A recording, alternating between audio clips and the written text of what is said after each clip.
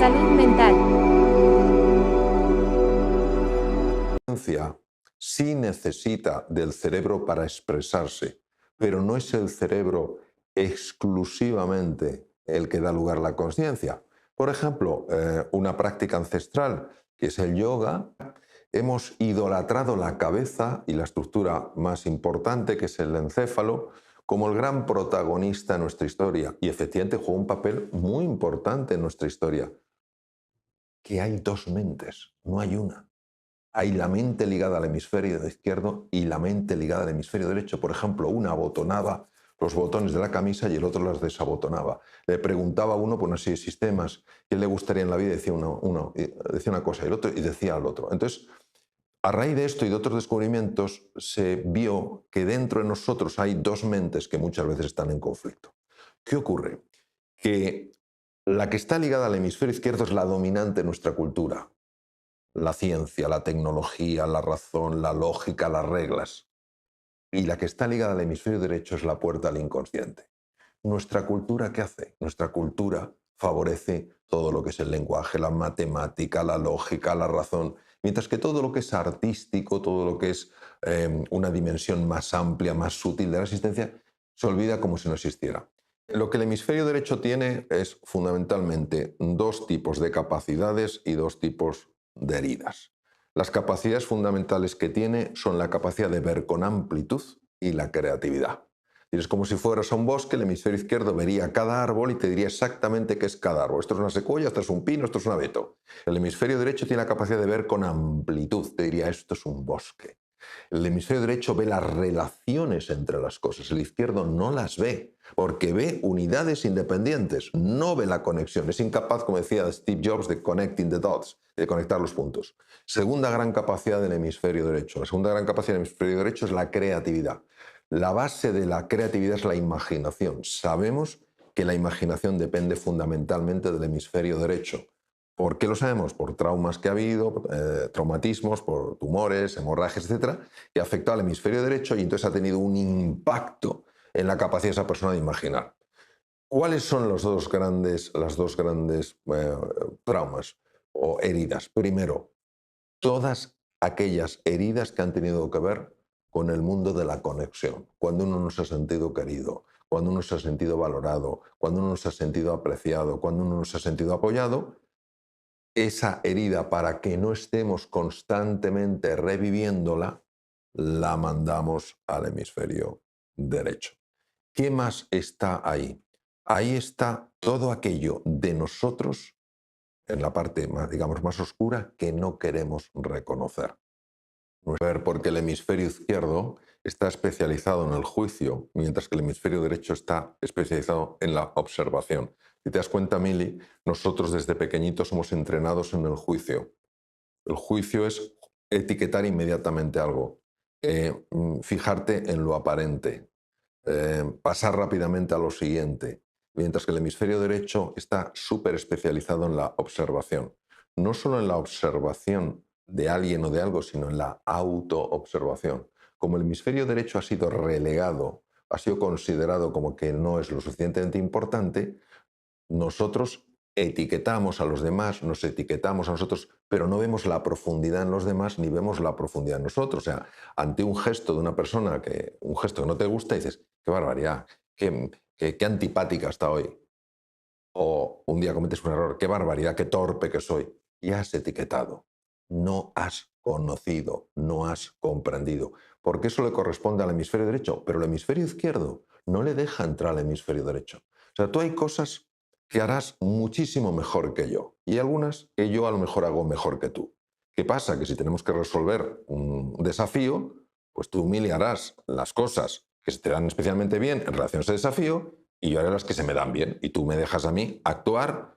¿Por qué? Porque sabes que hay cosas que las hago yo mejor y yo te dejo a ti actuar porque sé que otras las haces mejor. Cuando se produce la dominancia del el hemisferio izquierdo quiere ser el que lo haga todo. Y como no lo puede hacer todo, muchas cosas salen mal. ¿Qué pasa? Que el hemisferio derecho está enfadado. Y entonces, claro, sí. Tú imagínate que yo soy el hemisferio izquierdo, a ti no te dejo actuar cuando lo puedes hacer mejor que yo, porque yo quiero tomar tu papel. haciéndolo peor, llega un momento en el que tú no solamente no colaboras porque yo no te dejo, es que empiezas a boicotear mi acción. Y como tú eres la puerta al inconsciente, boicoteas mi acción sin que yo sea consciente, ya que el hemisferio izquierdo es el que se da cuenta de las cosas. Es la dimensión consciente. La dimensión inconsciente sigue existiendo, pero no la ve. Se esconde por debajo. Aunque parezca mentira, la humildad, el interés y la curiosidad abren puertas infinitas, empezando a no quedar tan esclavizados por el ruido mental. Por eso las prácticas meditativas, las prácticas de silencio y las prácticas de mindfulness se han visto que ayudan a la conexión entre los dos hemisferios. ¿Qué más ayuda, por ejemplo, a la conexión de los dos hemisferios? Que tú empieces a hacer cosas desde tu hemisferio izquierdo que indican que valoras el hemisferio derecho. Si yo empiezo a tener gestos y digo, perdón, esto no soy yo el que mejor lo hago, lo hace mejor Mili, entonces Mili, María empieza a contar conmigo. ¿Qué cosas son esas? Todo lo que son los paseos en la naturaleza, todo lo que es el interés por la faceta artística, la poesía, la pintura, la escultura, la danza, todo eso tiene un impacto en el hemisferio derecho. Parece mentira que solo veamos en estas, en las artes, que solo veamos algo decorativo o algo bello y no veamos la profunda implicación que tiene en una vida saludable y en una vida sana. Y es una cultura muy de hemisferio izquierdo, por eso hay tanta rivalidad, por eso hay tanto enfrentamiento, por eso estamos tan anclados en el tener y tan alejados del ser, por eso no tenemos tiempo para pararnos, para contemplar, para el silencio, por eso cada vez damos menos paseos por la naturaleza, estamos muy atrapados por el hemisferio izquierdo. Entonces, no es que haya uno bueno y otro malo, lo que se trata es de reconectar lo que de entrada vino conectado. Sabemos que es así. Cuando los niños son pequeñitos y se hace una electroencefalografía, o sea, se hace un electroencefalograma, se pueden utilizar como gorritos de baño con electrodos, es decir, es un procedimiento que no causa ningún tipo de problema.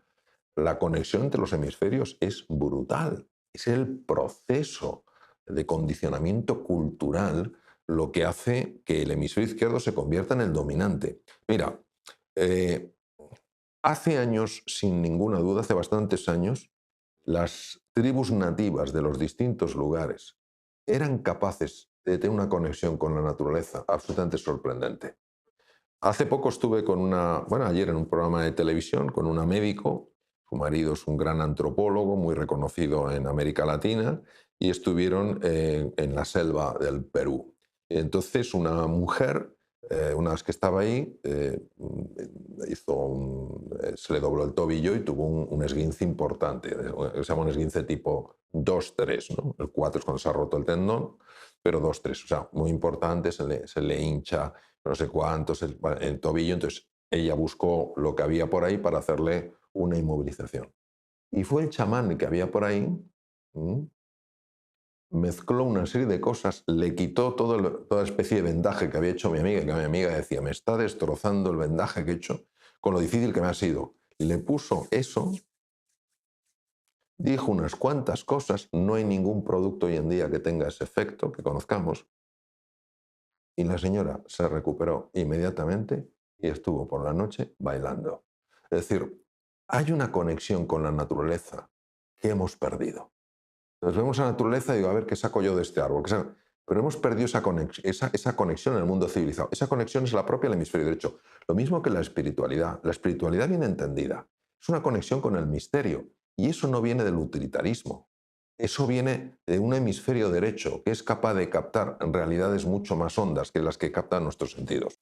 La imaginación no solo es la capacidad de elaborar en tu mente cosas que no existen. La imaginación es una capacidad de conectar con realidades superiores. Ya hablaba de ello Albert Einstein. La imaginación es más importante que el conocimiento. Lo que dijo en Santiago es todo ser humano, si se lo propone, puede ser escultor de su propio cerebro. Ni siquiera cuando yo estudié medicina se consideraba que el entrenamiento mental pudiera tener un impacto a nivel de la citoarquitectura cerebral. Hoy en día la neuroplasticidad es no un relato, es un dato. Hoy se sabe perfectamente que una persona con ilusión, que una persona con determinación, que una persona persistente y una persona paciente generan nuevas neuronas a partir de células madre y nuevas conexiones. Sin embargo, la medicina asiática, la china, la bhutanesa, la tibetana, emergen del hemisferio derecho. ¿Qué quiere decir? Que lo que buscan es cómo hacer hostil, cómo hacer que ese cuerpo sea hostil a esa célula tumoral. No es tan fácil ver el cuerpo, pero entonces ellos trabajan la nutrición, trabajan la meditación, trabajan cosas. Por eso la medicina occidental es buenísima en los problemas agudos, pero en las situaciones crónicas muchas veces es muchísimo más efectiva la medicina oriental. ¿Cuál es la buena? Las dos.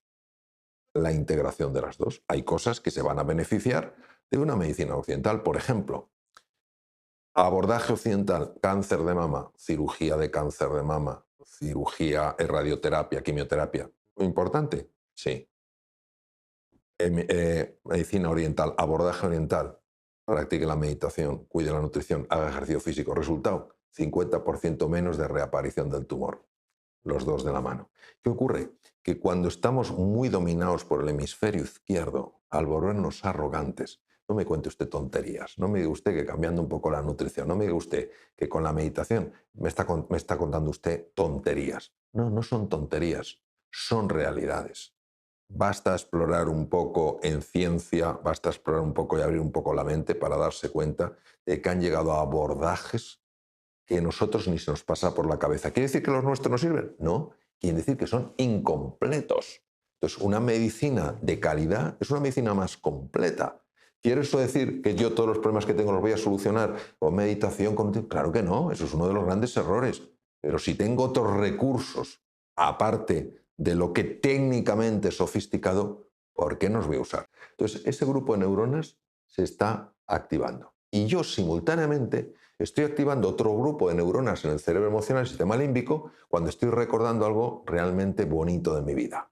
¿No tiene nada que ver? Sí, no tiene nada que ver. Pero Donald Hebb decía, y además tenía razón, que esos dos grupos neuronales se están conectando a veces por caminos sorprendentes. ¿Cuál es el resultado? El resultado es el siguiente. Si yo he entrenado esto, imagínate que un día, Mili, voy a un sitio y estoy como especialmente triste. Y empiezo a hacer esto.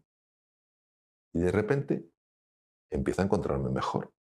¿Cómo es posible? Sin conscientemente estar recordando Claro, cosas. sin estar recordando conscientemente. ¿Cómo eso? Porque en el momento en que hago esto, las otras neuronas que se habían conectado con esto, automáticamente empiezan a funcionar. Y digo, uy, qué bien me siento. Esto es lo que se conoce como anclajes. Anclajes son gestos normalmente físicos que están anclados con determinados sentimientos o emociones. Para mí la verdadera conquista es salir del egocentrismo y mirar a la otra persona con una mirada profundamente amorosa y mirarse a uno, sobre todo en sus momentos de mayor debilidad, donde ha cometido más errores, con una mirada amorosa. Para mí la verdadera conquista es descubrir, como decía Campbell, que la meta del viaje es conocer, comprender, descubrir el valor de la compasión. Claro, si tú ante una persona que dice algo que te molesta, reaccionas en lugar de responder, nunca podrás mirar a esa persona de una manera apreciativa. Entonces, el primer paso efectivamente es dejar de reaccionar y empezar a responder. Y el siguiente, para mí, el máximo, el más hermoso, es elegir siempre ver a los demás con una mirada apreciativa.